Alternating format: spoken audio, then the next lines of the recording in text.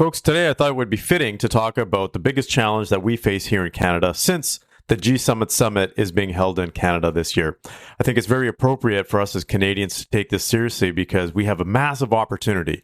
I am so excited. I couldn't be more excited for the country of Canada than I am now. It's something that I've been asking for, just you can say, from the heavens to say, hey, look, give Canada an impetus. Give us a reason to really step it up because I personally feel that we've been lagging behind when it comes to the business world and the economy.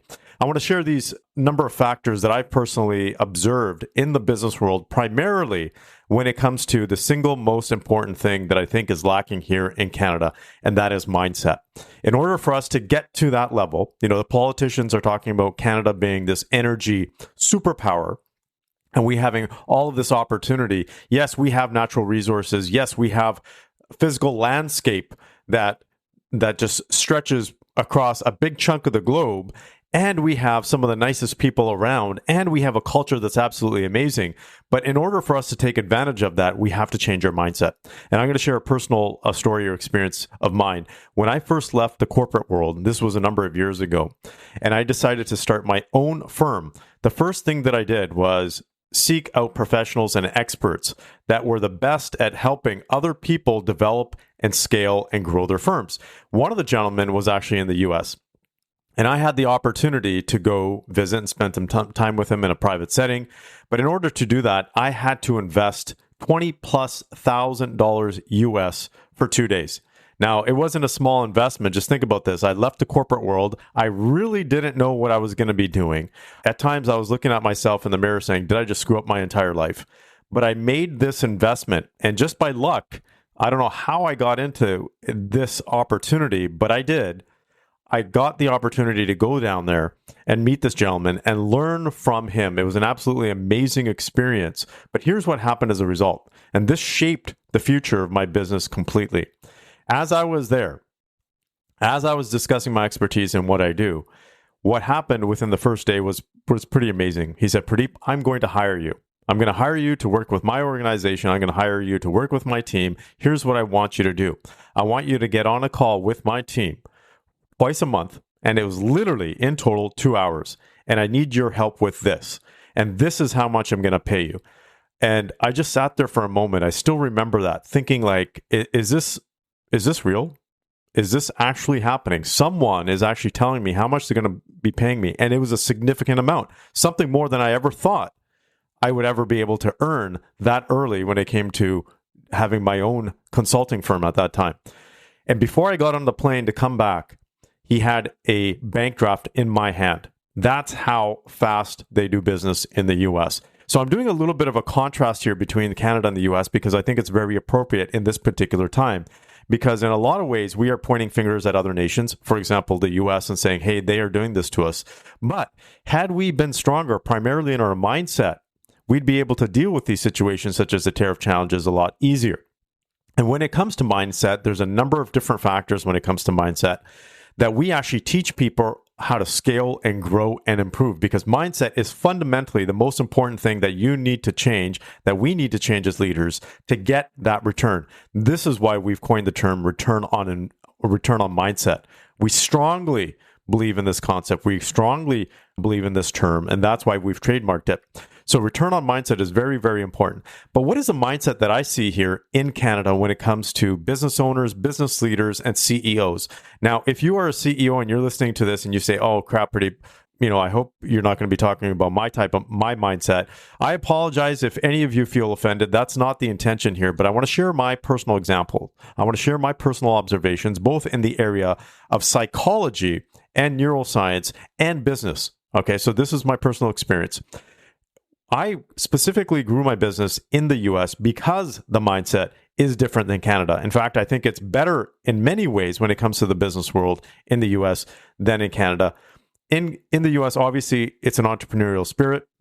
There's a more capitalistic spirit. Canada, we are still very reserved when it comes to our mindset around business. But these are the 5 factors. These are the 5 elements, you can say, of mindset that I've seen hinder us in Canada here when it comes to being a CEO, a C-suite leader, a business owner, or an entrepreneur. Again, this isn't meant to be offensive, and this is meant to be a generalization across the board.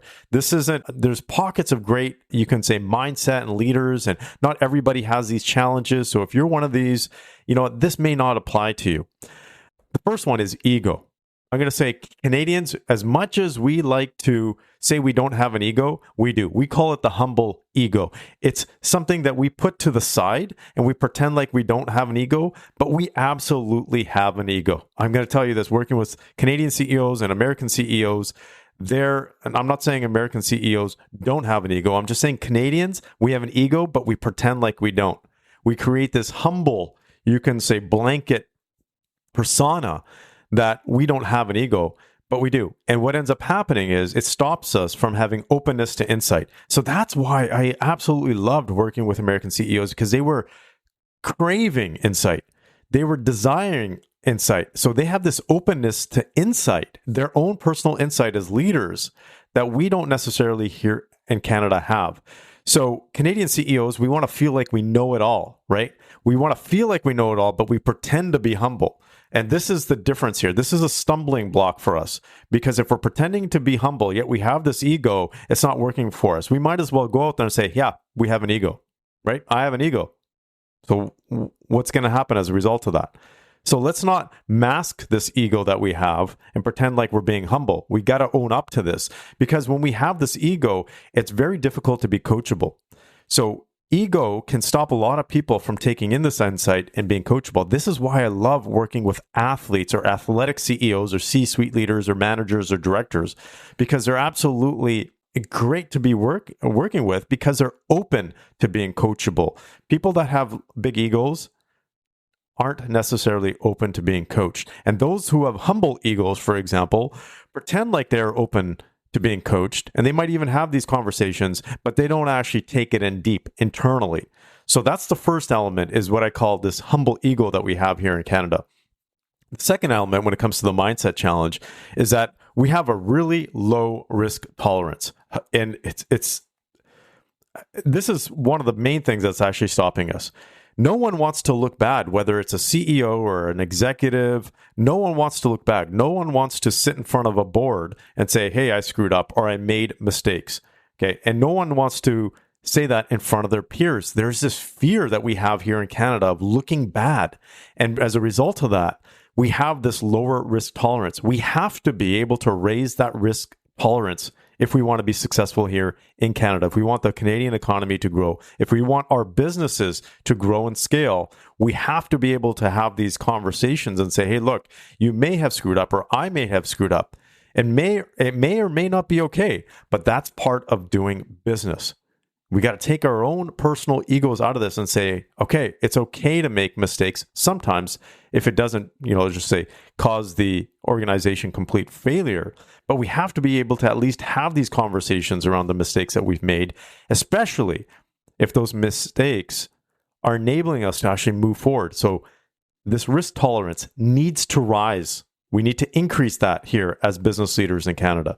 Number 3 is we take our eye off the ball, completely take our eye off the ball. And I'm not saying that things like DEI are not important. I'm not saying that things like, making sure that, people are being taken care of, that the environment is taken care of, that we are nice people. Those are all great things that we need to continue to do as Canadians. That's what makes us Canadians.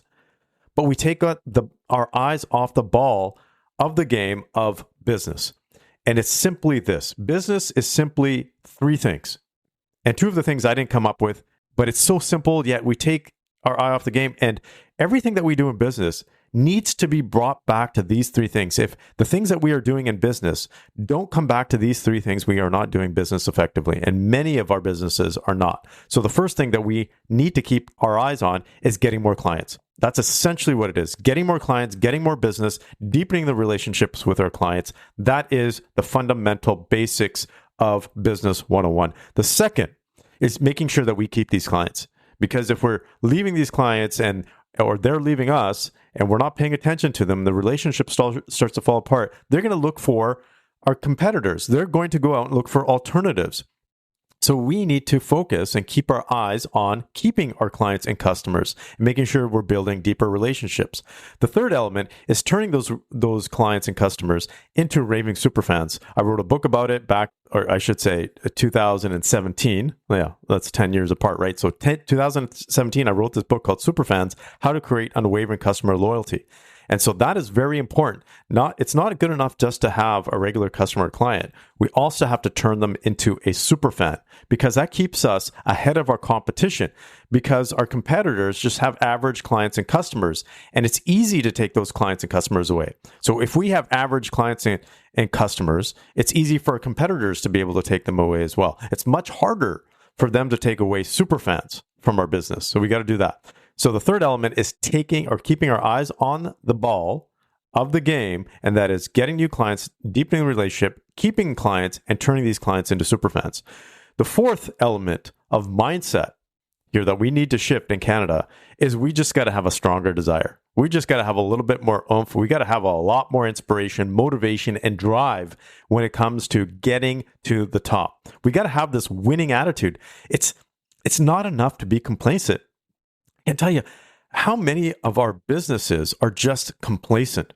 Many of them. And this is why we're in this trouble in the first place, because we got complacent relying on the US, thinking that, hey, look, we're going to be able to market there and sell there because it's easy to do. And so we have to have this stronger desire to grow, to expand, to push ourselves past the limits. But we also have to invest in order to do that. And so if we want to get somewhere, we are not just going to get there by thinking about it. We got to execute on it, but we also have to invest. And that can be tricky because, again, investing and the risk tolerance go hand in hand. This is where the challenge comes in, because many of the organizations are not willing to invest or very apprehensive of investing in certain areas, because, again, there's a high risk element to that. So we got to get comfortable. But when we have a strong enough desire, we can push through that. And the fifth element, I've seen this very much. We are nice people here in Canada, but we suck at collaboration. Okay, I'm Canadian, born and raised Canadian. I'm very proud of being Canadian. I actually got this hat the other day that said, Canada has always been great. And I love Canada. I love living here. And I'm going to continue to live here. But we really suck as business leaders when it comes to collaboration. This is where the ego comes in as well. We're nice people, but we don't collaborate strategically very well. And that may be with other people within our own industries. That also might be with our competitors. But it also means going outside of our industry and actually partnering and collaborating with people and organizations that are not in our industry to create new value, to do new things, to push the limits. But in order to do that, we got to put our egos aside as well. So I think all of this comes back to mindset, whether it's an ego or risk tolerance or taking our eye off the ball, having a lower level of desire than we need, and the lack of collaboration. These are all elements of mindset that we need to shift here in Canada. But I have a firm belief that we will get there. It's going to take some time. It's going to take a lot of leadership. It's going to take a lot of conversations. And it's going to take us maybe even being not as nice as we need to be, or maybe not as nice as we usually are as Canadians, for us to have this conversation. So we got to step up and actually say, hey, we got the resources, we got the landscape, we got all these other things, but do we have the mindset? Are we having the tough enough conversations to sit down with leaders and hold each other accountable, but more importantly, hold ourselves accountable? So this is something I'm going to ask of you today, is to take a look at these 5 elements: ego, risk tolerance, keeping your eye on the ball, having a strong enough desire, and collaboration, like true strategic collaboration, right? And investing in that collaboration. Are you doing these 5 things when it comes to mindset? If you are, I have a firm, again, belief that your organization is doing well. If you're struggling in one of these areas, then you might be a little bit challenged. But let's keep the mindset high. Let's continue to grow our mindsets because, again, we have a ton of opportunity here in Canada. So let's get this done.